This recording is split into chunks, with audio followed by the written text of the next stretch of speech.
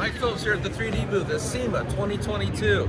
You know, this is like car mecca for car guys. You come down here, you get to see all the newest, latest technology in any aspect of our industry, whether it's fuel injection, carburetors, distributors, tires, wheels, car care products, complete steel bodies to build your own 67 Mustang.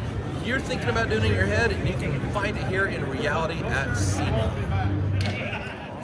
So this is the new products that we're introducing at 3D this year at Sema. This is our new graphene-infused ceramic coating.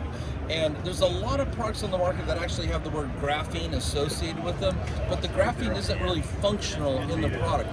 With our product, it is actually a functional part of the protection, the gloss, the shine, and the hydrophobicity. The thing that creates water beading so water just wants to flush off the car.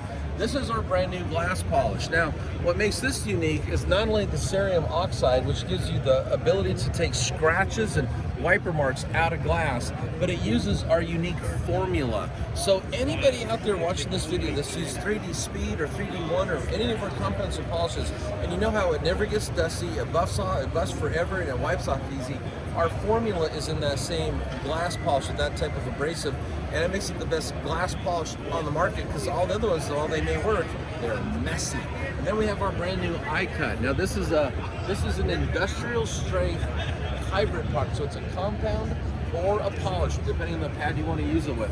Cuts fast, low dusting, finishes out really nice, and it's at a price point that a lot of guys are going to like. So those are our 3D products for the industry this year.